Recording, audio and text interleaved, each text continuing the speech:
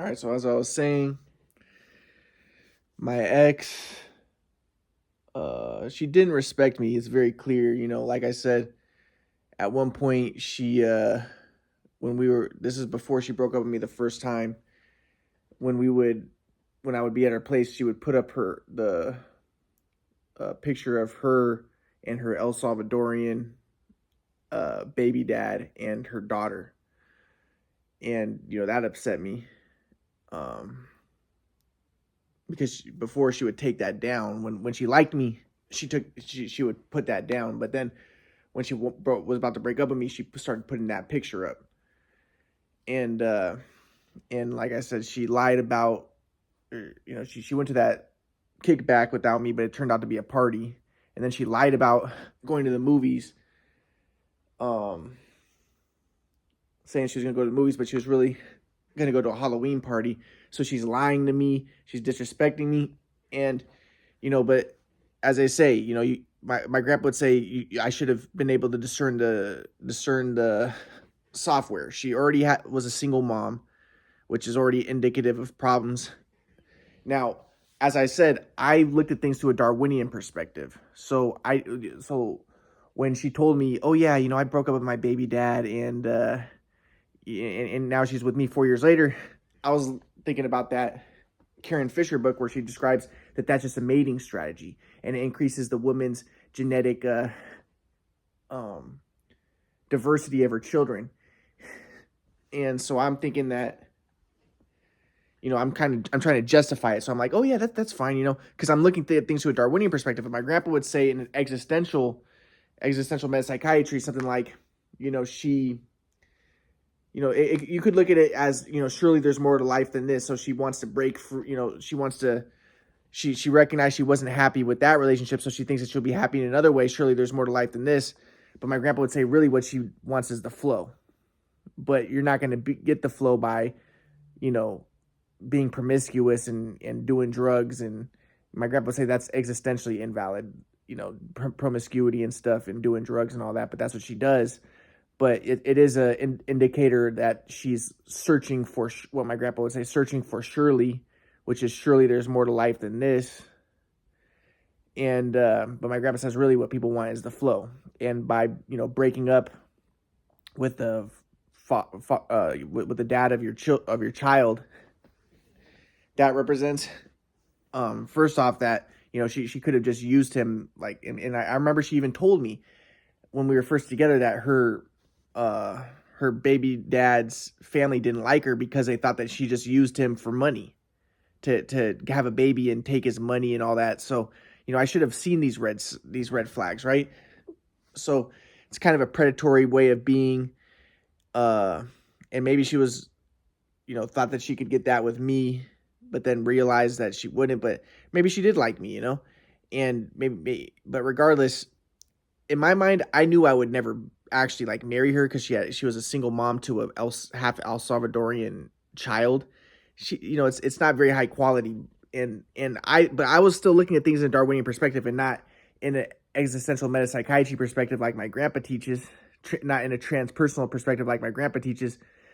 And so I wasn't trying to be a beneficial presence like my grandpa teaches, or I wasn't in the flow. I didn't transcend the ego. I didn't see the self as an illusion. I was still in a very self-confirmatory mode of being, and I was still seeing things through a Darwinian lens, and I was just thinking that I would basically use her to have a baby.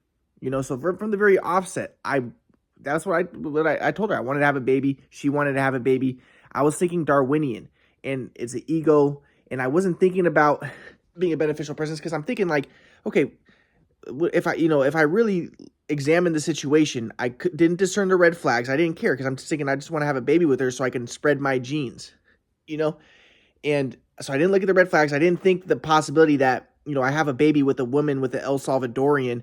My baby could have been sex trafficked. She had an El Salvadorian family members always over there. My baby could have been sex trafficked, raped by them, all that type of stuff. But I wasn't thinking about that. I wasn't thinking about being a beneficial presence. I was still thinking of myself as a person, not a presence, but a person.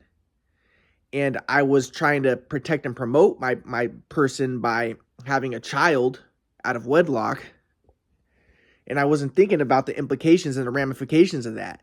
And when I look at it, I'm like, dude, that was really stupid. You know, you were with a girl who's a drug addict, and you're going to have a baby with a drug addict? That could have been dangerous. That could have been very risky. And it could have led to a lot of turmoil. And the fact that even that even the fact that she had the abortion, it's led to a lot of turmoil in my life. You know, it's led to a lot of suffering. But if I was in the flow, my grandpa would say, if you're in the flow, you discern other people's software. So I would have discerned her software. I would have discerned the situation. I would have been, the flow is clarity and pure awareness. And I would have had awareness and I would have seen that it wasn't an optimal situation that I was in. But I wasn't in the flow. I was still in the flow. You transcend the self, the illusion that you're a separate self, and you're in oneness. But I wasn't in oneness. I was still seeing myself as a separate person and looking to protect and promote that separate person. So I also didn't discern the fact that, she was disrespecting me. My grandpa would say, you don't try to fight the disrespect, but if you're in a situation where you're being exposed to that, my grandpa would say, that level of software, you would, in the most cases, separate yourself from that situation. But the fact of the matter was, too, I was stupid and I already got her pregnant, too. So, and now I'm extra attached to her because she's pregnant with my baby. So, again, I wasn't in the flow. But in my mind, I was still thinking, I still saw the world through a Darwinian lens. So I'm just thinking that I want to protect and preserve my genes. Because I wasn't in what my grandpa would say, an existentially valid mode of looking at things. I was still looking at things through the Darwinian lens and justifying behavior that is not conducive to happiness, to true happiness. And my grandpa would say happiness isn't an emotion. Happiness is the flow, the transcendence of the self, and being a part of something greater than yourself and losing of the loss of the self. And I wasn't a part of that. I was very much absorbed in the self. And my actions and the way that I went about things, it kind of reflected that. So,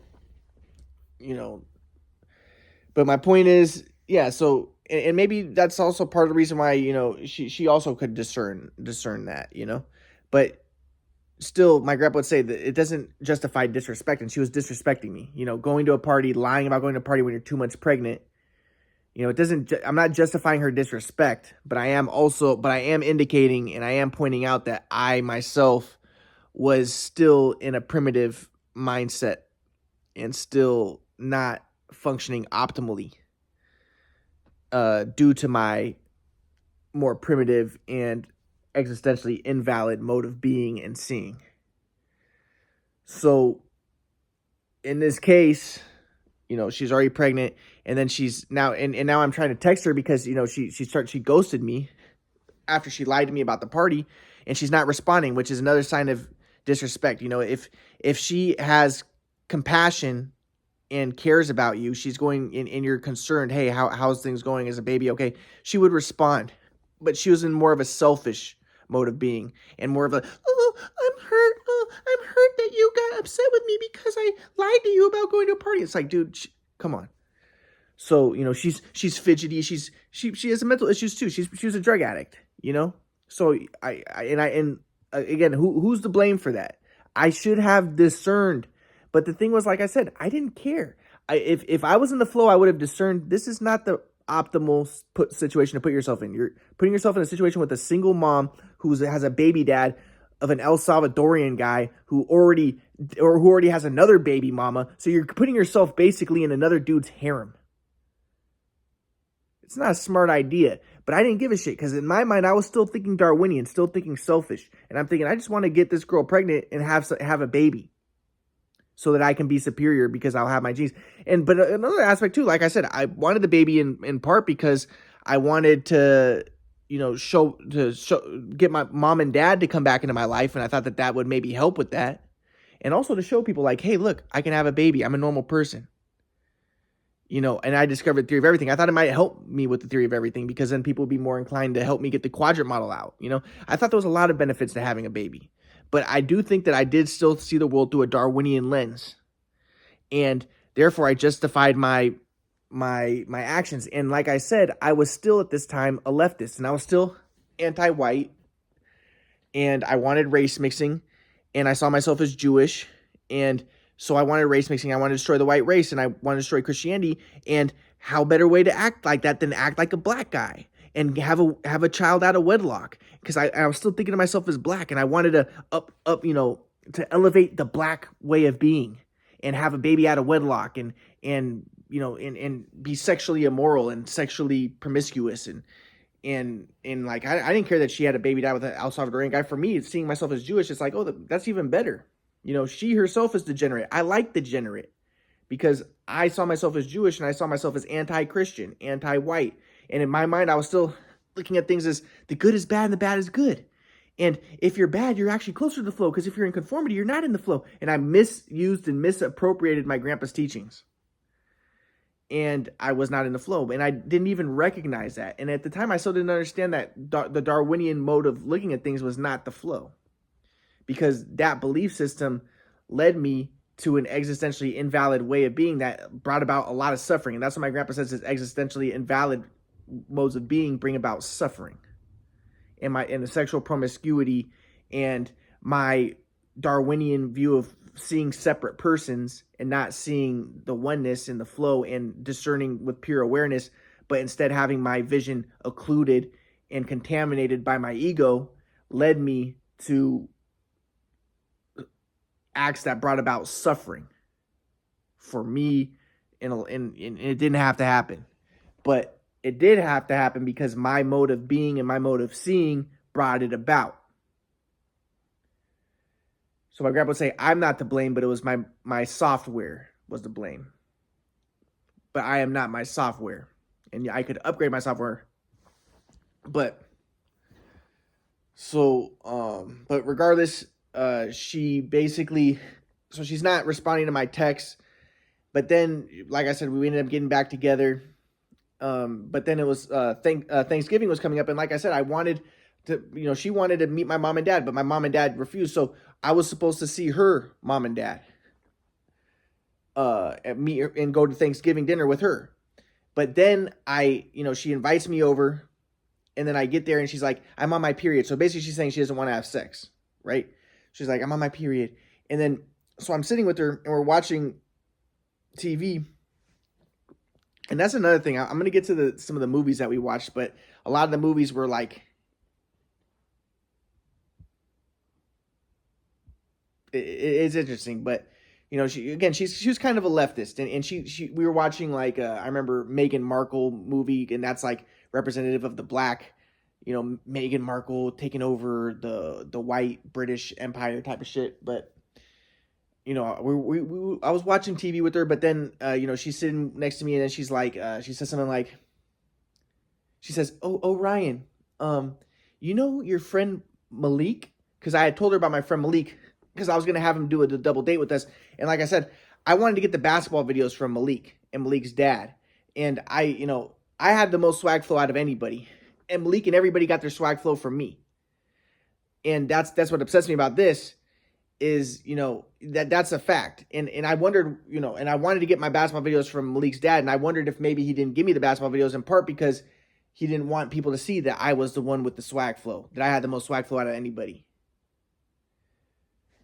But so I'm sitting with her, and I told her about Malik, and I tried to like talk Malik up because I wanted to make myself look cool, like, oh yeah, Malik is a really good basketball player, and I was his good friend.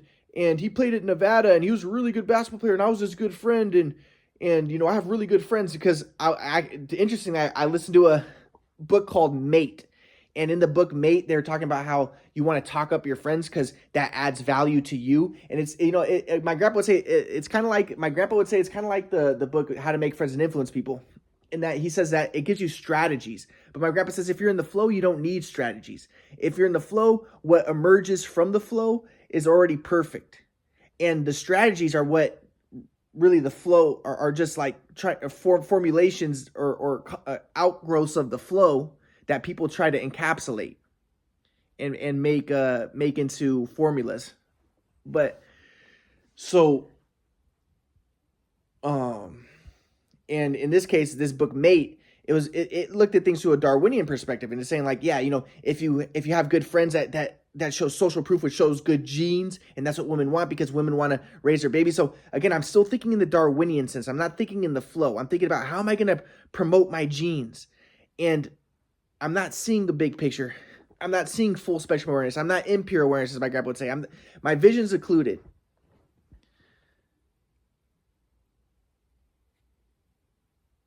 So at this point, so she says, "Hey Ryan, you know your friend Malik?" And I'm like, "Yeah." She's like, "He has a younger daughter, right? You told me he has a younger daughter. He had a younger daughter because he's a black guy who knocked up a white woman, got her pregnant, and so it made her a single mom. So he had a daughter. So she's like, he has a younger daughter, right?" And I was like, "Yeah." She's like, "Do you think that that Mila can have playdates with him?" And I'm thinking about Malik, and I know Malik. He a lot of the black guys I know will fuck anything that walks. And I'm not saying that Malik necessarily does it, but they fuck anything that walks. And they act in very instinctual ways. I've hung out with a lot of black people my whole life. I'm not saying all black people are this way, but it's very common. And I'm not going to say it's genetic because but people would say it's because of their environment and they live in the hood and predator prey environments. It doesn't matter. But what does matter is I knew Malik. I knew people who know Malik, and I know that, and I'm thinking like, okay, so she wants to hang out with Malik, and you want to have playdates with Malik, and then I'm like, so I asked her, I was like, what, do you want to fuck Malik? Like, why would you ask me that? And then she's like, what? And no, I just wanted to see if you could have playdates because and I thought that maybe if I had playdates with him, then maybe you'd play basketball with him more, and I want you to get back into playing basketball. And I was like, and I asked her, I said, do you still love me? Because I used to say we used to say we love each other, right? And she was like, no, I don't love you. I'm not feeling you anymore. I don't feel you anymore. So that makes me even more hurt because I'm like, okay, well now you're asking, you don't love me. You're asking about having playdates with Malik.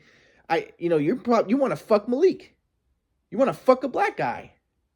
So I was like, what the fuck? But you see, everything turned on me because my whole life I was pro race mixing, and I wanted to destroy the white race. My predator prey, like there's a Muslim saying, the poison that I was trying to let out ended up coming back and biting me. Because I wanted to destroy white people. I wanted to destroy the white race. I wanted to promote degeneracy, promote feminism, and be like, the good is bad and the bad is good.